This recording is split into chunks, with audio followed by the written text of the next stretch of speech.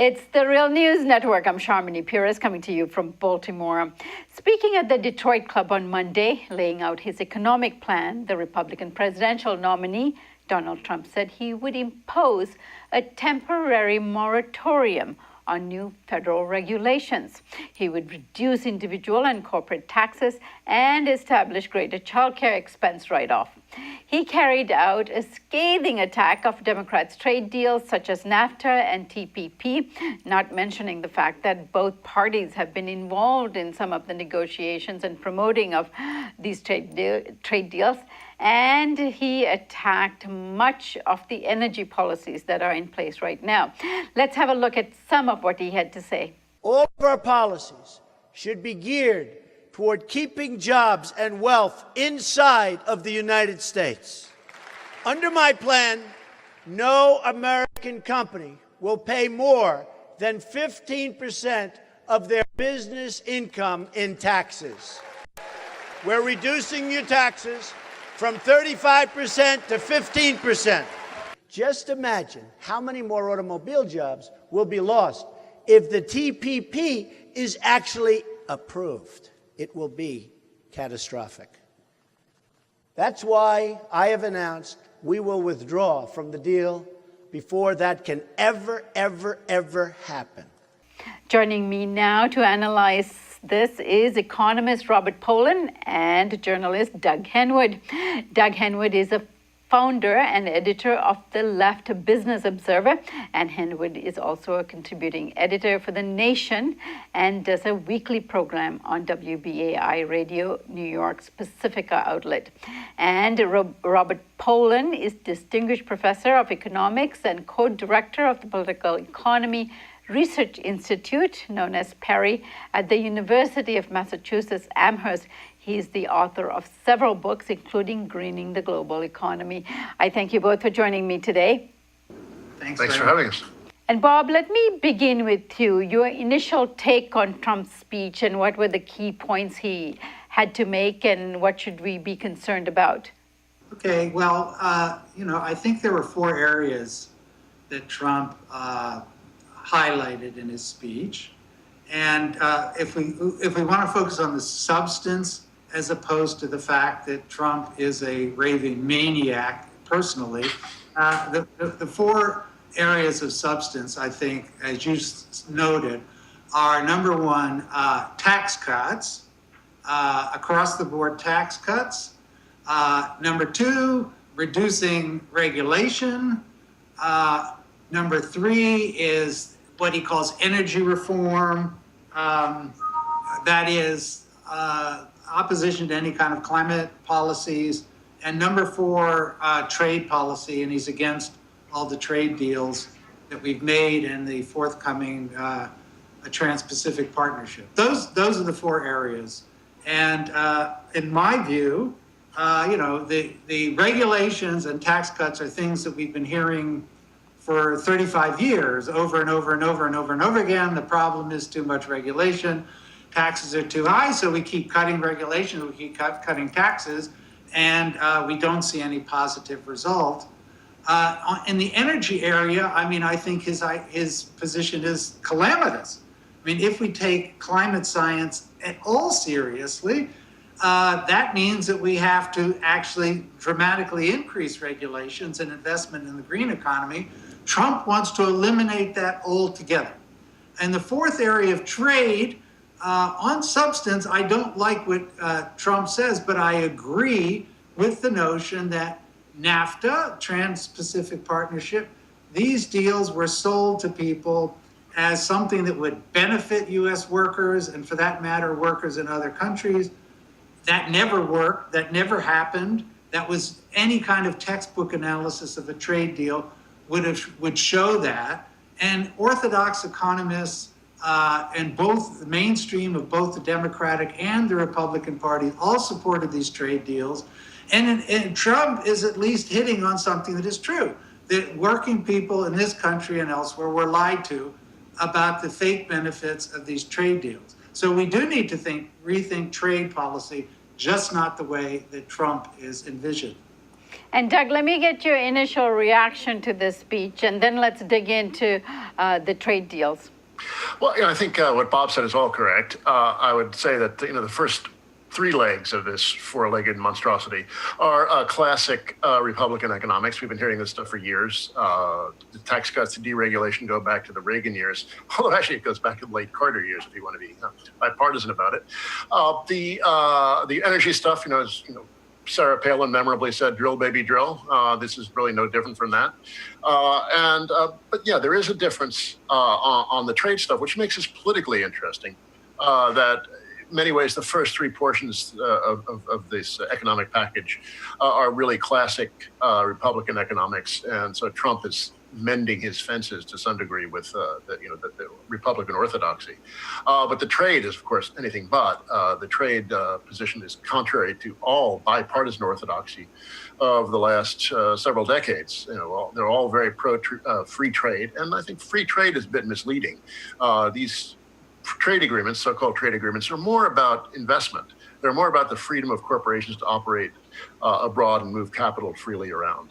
It's not what we would think of as country A being very efficient at producing something and exporting it to country B, and country B exporting to country A what it's efficient at producing at, and both sides gain.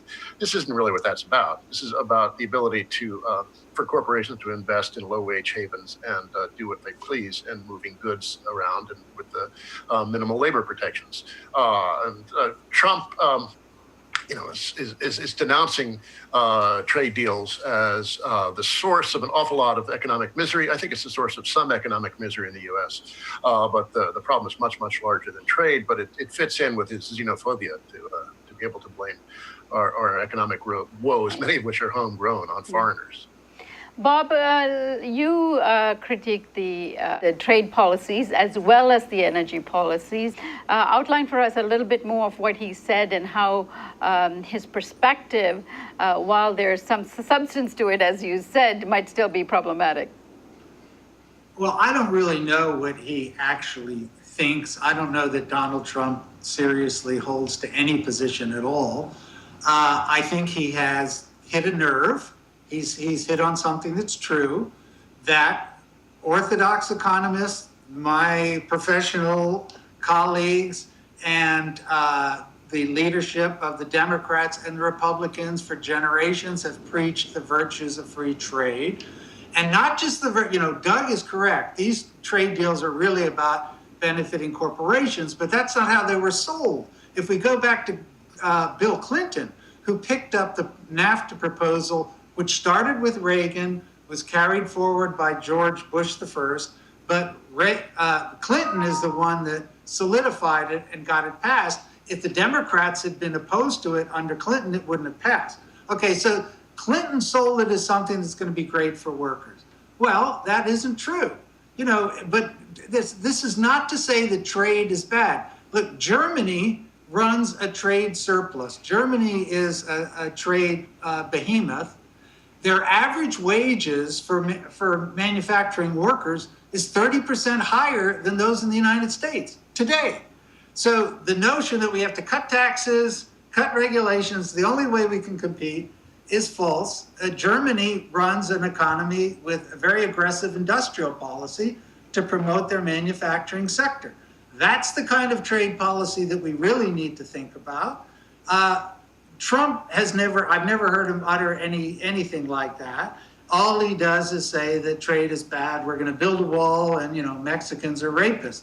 So that's hardly a serious proposal.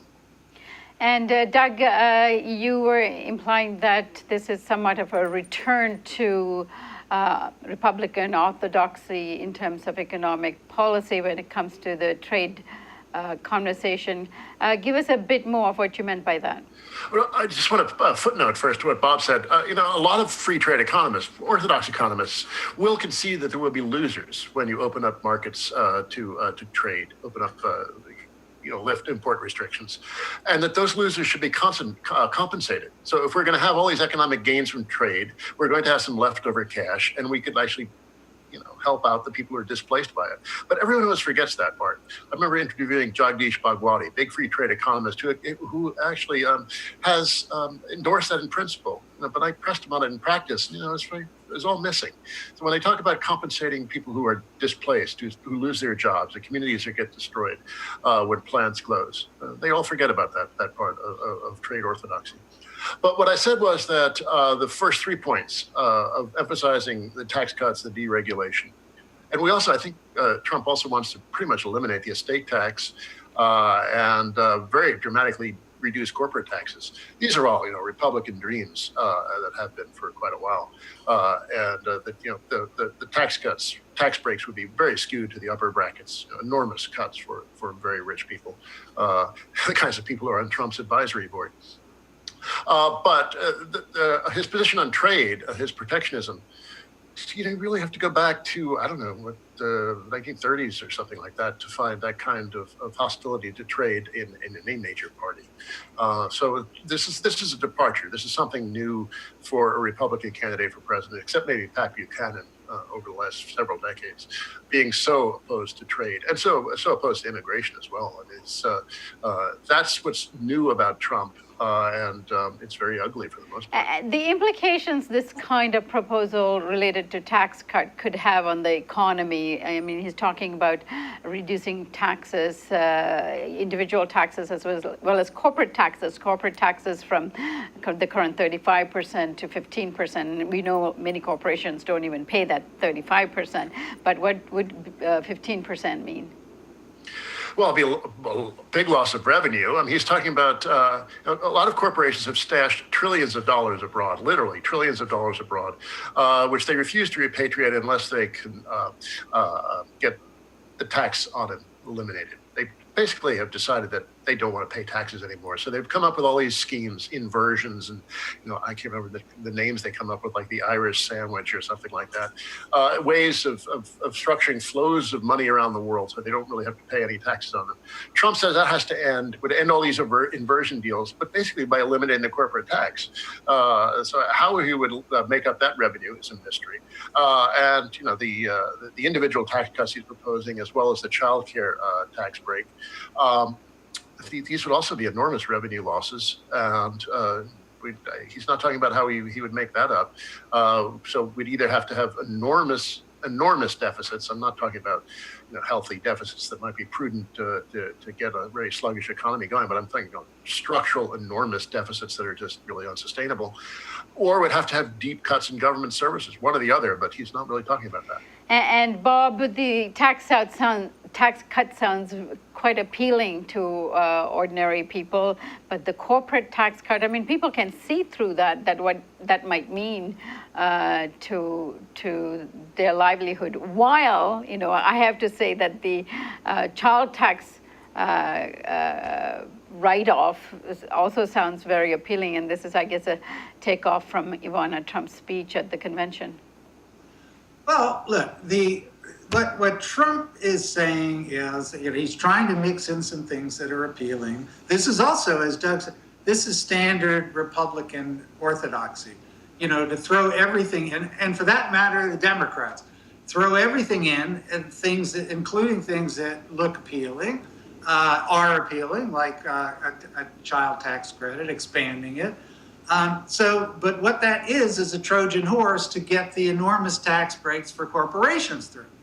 So what the U.S. economy, I mean, if Trump were serious about reviving exports and manufacturing, number one would be to build up U.S. infrastructure, to establish, very strong credit policies for U.S. manufacturers, similar to what happens now in Germany, and to push that aggressively, and to build up regional infrastructures and to invest in the green economy, because that's the future. And what concerned you the most about his energy policy? It's a total disaster, Sharmini. I mean, look, either we take climate science seriously or we don't, and Trump is basically saying, I'm not going to take it seriously, and we're not going to do anything at all to stabilize the climate, to reduce emissions. Nothing. So if Trump were actually elected president and his agenda were enacted, I mean, it would just, it would be absolutely calamitous, because we're already way behind in terms of where we need to go with respect to a climate stabilization program. And Obama, for all the weaknesses, actually was at least pushing modestly in the right direction. And my guess is that Clinton would continue that more or less in the way Obama did. So that, I have to say, is a gigantic difference between the two of them. And of course, preferable to what Trump is proposing. Doug, let me give you the last word.